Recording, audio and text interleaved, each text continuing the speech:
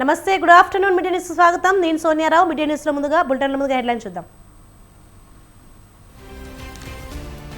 కాసేపట్లో రాయ్బరేలీలో రాహుల్ గాంధీ నామినేషన్, సోనియా, ఖర్గే, రేవంత్ హాజరు.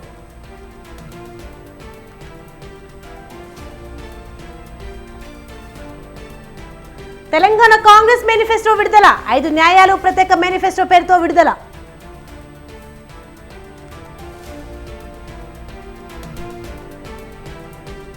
దస్తగిరి పిటిషన్ కొట్టివేసిన తెలంగాణ హైకోర్టు, అవినాష్ రెడ్డికి ఊరట.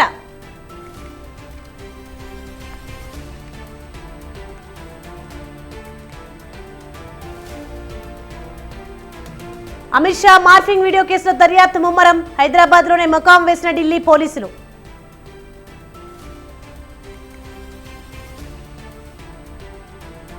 తెలుగు రాష్ట్రాల్లో నిప్పుల కుంపటి, తెలంగాణలో 18 జిల్లాలకు రెడ్ అలర్ట్.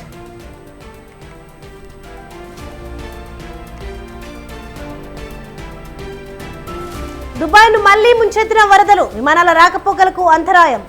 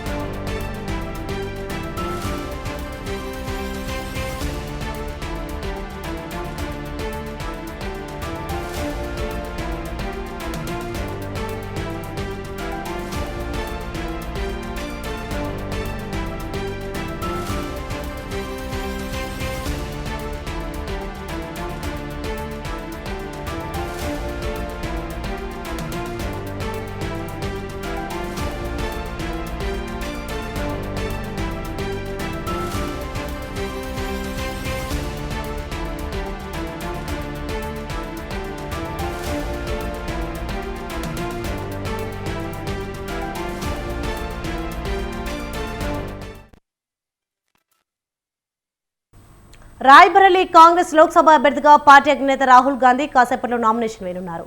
రాహుల్ గాంధీతో పాటు సోనియా గాంధీ, ప్రియాంక గాంధీ రాయ్బరేలీ చేరుకున్నారు. నామినేషన్ కు ముందు భారీ రోడ్ షో నిర్వహిస్తున్నారు. అనంతరం నామినేషన్ వేస్తారు రాహుల్ గాంధీ.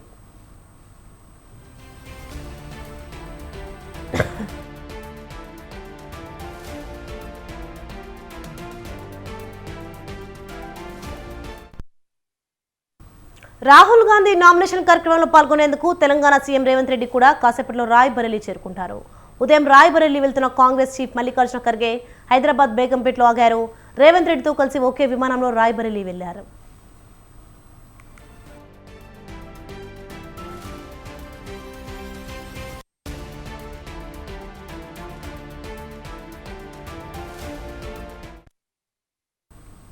రాయ్బరేలీ, అమేథీ నియోజకవర్గాల్లో పోటీ చేసిన అభ్యర్థుల జాబితాను ఈ ఉదయం ప్రకటించింది కాంగ్రెస్. రాయ్బరేలీ నుంచి కాంగ్రెస్ అధినేత రాహుల్ గాంధీ బరిలో దిగుతున్నారని, అమేథీ నుంచి కాంగ్రెస్ నేత కిషోరి లాల్ శర్మ పోటీ చేస్తున్నట్లు ఏఐసీసీ ప్రకటన విడుదల చేసింది.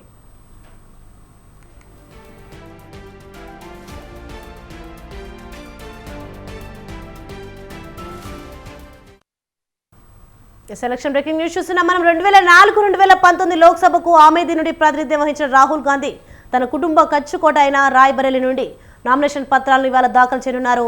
సోనియా గాంధీ 2004-2024లో రాయ్బరేలీ నియోజకవర్గం నుండి ప్రాతినిధ్యం వహించారు. ఏడాది ఆమె రాజ్యసభకు వెళ్లారు. ఈ నియోజకవర్గం నుంచి ప్రియాంక గాంధీ పోటీ చేశారని ఊహాగానాలు వచ్చాయి. అయితే ఆమె ఈసారి కూడా పోటీకి దూరంగా ఉన్నారు.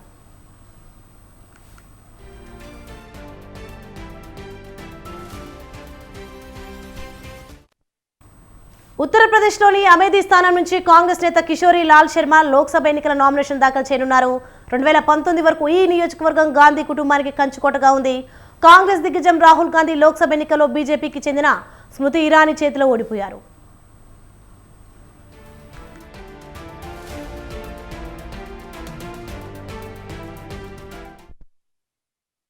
ఇక అమేథీ నుంచి పోటీ చేసిన కిషోరి లాల్ శర్మ గాంధీ కుటుంబానికి అత్యంత సన్నిహితుడు. అమేథీలో మాజీ ప్రధాని రాజీవ్ గాంధీతో సన్నిహితంగా పనిచేశారు.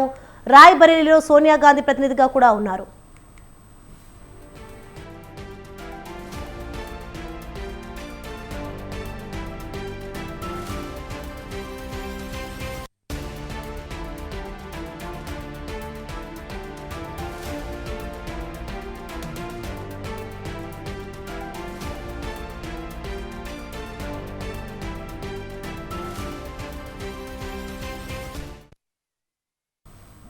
కరీంనగర్ ఎన్నికల ప్రచారంలో బీజేపీపై బీఆర్ఎస్ ఎమ్మెల్యే హరీష్ రావు తీవ్ర విమర్శలు చేశారు. తెలంగాణకు 5 ఏళ్లుగా బండి సంజయ్ చేసిందేమీ లేదన్నారు. 10 ఏళ్లుగా మోదీ రూపాయి ఇవ్వలేదన్నారు. బీజేపీ జీఎస్టీ తెచ్చి భారీగా నిత్యావసర ధరలు పెంచారని ప్రశ్నించారు. తెలంగాణకు మెడికల్ నర్సింగ్ కాలేజీ అడిగితే ఇవ్వలేదని మండిపడ్డారు. ఇలాంటి పార్టీకి ఓటు వేయాలా అని నిలదీశారు.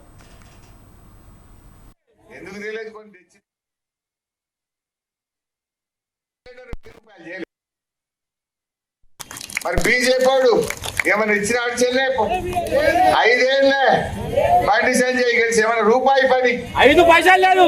ఏమన్నా 10 ఏళ్ళ ఢిల్లీకి వెళ్ళి మోడీ గవర్నమెంట్ ఏమైనా తెచ్చిందా? ఎందుకు తెలియదు, కొన్ని తెచ్చింది కాదు బై.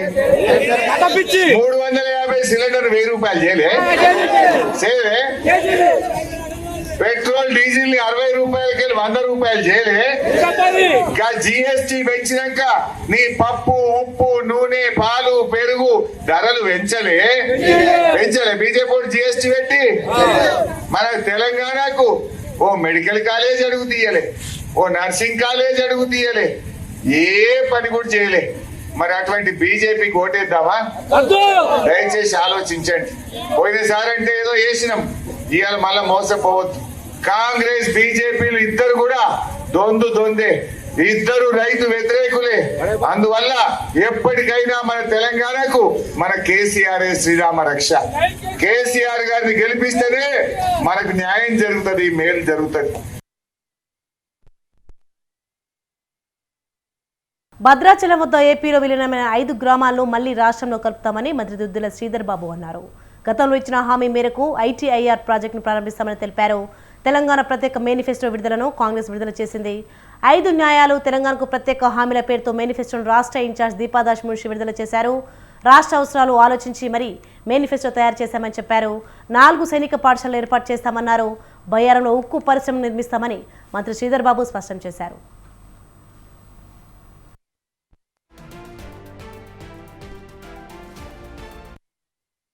కాంగ్రెస్ పార్టీ ప్రభుత్వం కేంద్రంలో అధికారం రాగానే ఈరోజు విభజన చట్టానికి సంబంధించిన కాజీపేటలో రైల్వే కోచ్ ఫ్యాక్టరీ గాని, బయ్యారంలో ఉక్కు కర్మాగారం, అదేవిధంగా Indian institute of management IIM, Hyderabad Vijayawada జాతీయ రహదారి పక్క నుండి ర్యాపిడ్ వేగవంతమైన రైల్వే వ్యవస్థ, మైనింగ్ విశ్వవిద్యాలయం, మరి ఒక ప్రత్యేకమైన అంశాలు ఈ మేనిఫెస్టోలో ప్రధానమైన అంశాలు కాగా, ఈరోజు ఎప్పుడు మనము హైదరాబాదు తెలంగాణ ఈ దేశంలోనే మరి అతి ముఖ్యంగా పారిశ్రామిక రంగంలో కానీ, ఐటీ రంగంలో కానీ, లేకుంటే వాణిజ్యం వ్యాపారం రంగానికి సంబంధించి రేపు ఢిల్లీ తర్వాత ప్రధానంగా చూసేది హైదరాబాద్.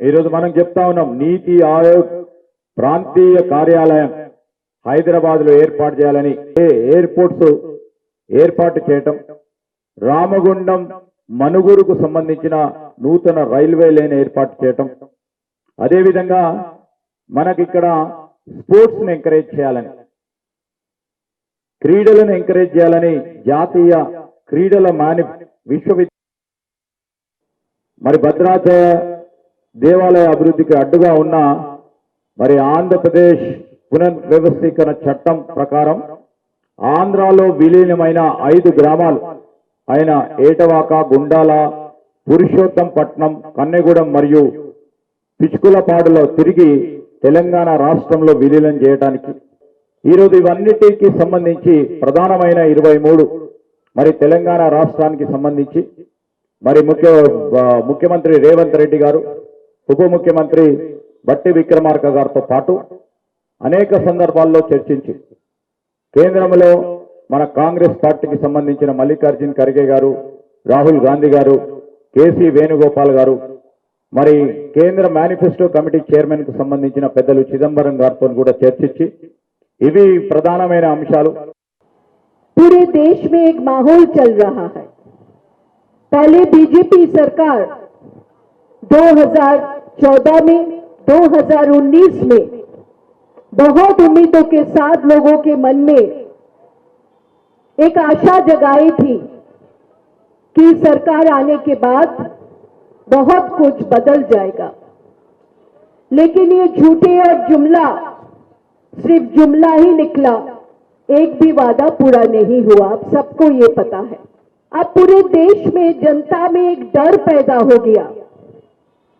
जब मोदी जी और अमित शाह कहते हैं 400 पार, तो लोग सोचते हैं हमारा क्या होगा। लोग सोचते हैं अगर 400 पार हो जाता है तो हमारे जो संविधान है, जिसके दौरान हमारे देश चलता है, उसका बदल जाएगा। पूरे देश में एक माहौल चल रहा है। पहले बीजेपी सर కాంగ్రెస్ ప్రభుత్వంపై బీజేపీ ఎంపీ లక్ష్మణ్ తీవ్ర విమర్శలు చేశారు. కాంగ్రెస్ నేతలు కనీస సంస్కారం లేకుండా మాట్లాడుతున్నారని ఫైర్ అయ్యారు. అవినీతిలో జైలుకెళ్లి బెయిల్పై తిరుగుతున్న నేతలు నీతులు చెప్తుంటే ప్రజలు నవ్వుకుంటున్నారని విమర్శించారు. తెలంగాణ ప్రజలు కాంగ్రెస్ దుష్ప్రచారం నమ్మారన్నారు లక్ష్మణ్. అంటూ ప్రజలకు ఇవాళ మీరు ఏ రకమైన సంకేతం ఇవ్వని సందేశం. వాస్తవంగా నిజంగా కాంగ్రెస్ పార్టీకి మీకు ఈ గాడిద గుడ్డు కాదు, పాము గుడ్డు కనుక మీకు ఎన్నికలుగా గుర్తిస్తేనే సరిపోతుందని చెప్పి ప్రజలు భావిస్తారు. అంత దిగజారేటి ప్రచారానికి పూనుకున్నటువంటిది ఇవాళ గాడిద గుడ్డు కాదు, మీకు పాము గుడ్డు ఇచ్చి ఎన్నికల్లో గుర్తించినట్టయితే ప్రజలు మీకు ఖచ్చితంగా బుద్ధి చెప్తారని. కనీసం సంస్కారం లేకుండా అవినీతిలో ఇవాళ మొగ్గిపోయినటువంటి కాంగ్రెస్ నాయకులు ఆ రకంగా సగం మంది జైల్లో కొనసాగుతూ సగం మంది బెయిల్ మీద జైల్లో నుంచి బయటకు వచ్చి మీరు నీతులు వల్లిస్తూ ఉంటే మళ్ళీ వాళ్ళ ప్రజలు నవ్వుకుంటారు. తెలంగాణ ప్రజలు మీ దుష్ప్రచారానికి నమ్మి మోసపోరని చెప్పి రిజర్వేషన్లు కానీ రాజ్యాంగం పట్ల ఇవాళ చిత్తశుద్ధితోని ఇవాళ మోదీ ప్రభుత్వం వివరిస్తుంది. ఇవాళ కేంద్రం ఏమి ఇచ్చిందంటే గాడిద గుడ్డు అంటూ ప్రజలకు ఇవాళ మీరు ఏ రకమైనటువంటి సంకేతం ఇవ్వని సందేశం. గతంలో కాంగ్రెస్ ముస్లింకు 4% రిజర్వేషన్లు ఇస్తే తాను 12% రిజర్వేషన్లు ఇస్తానని చెప్పి కేసీఆర్ మోసం చేశారన్నారు లక్ష్మణ్. ఇప్పుడు ముస్లింల రిజర్వేషన్లు తొలగిస్తారని రేవంత్ రెడ్డి అబద్ధాలు ప్రచారం చేస్తున్నారని ఆగ్రహం వ్యక్తం చేశారు. కేసీఆర్కు 9 ఏళ్లలో అధికార అహంకారం పెరిగే రేవంత్ రెడ్డికి 9 నెలలు కూడా కాకుండా అహంకారంతో మాట్లాడుతున్నానని మండిపడ్డారు. కాంగ్రెస్ పార్టీ 4% ఇస్తానది, నేను 12% రిజర్వేషన్లు ఇస్తాను ముస్లిమ్స్ కానీ బీరాలు బలికి ఏ రకంగా ప్రజలను వంచి మోసం చేసి దగా చేశారో 10 సంవత్సరాలు ప్రజలు చూశారు. ఇప్పుడు రేవంత్ రెడ్డి గారు ఇదే అబద్ధాల ప్రచారంతో రిజర్వేషన్లను భారతీయ జనతా పార్టీ తొలగిస్తుందని పచ్చి అబద్ధాలను రోజువారీగా ప్రచారం చేస్తూ ఏ రకంగా ఇవాళ మరి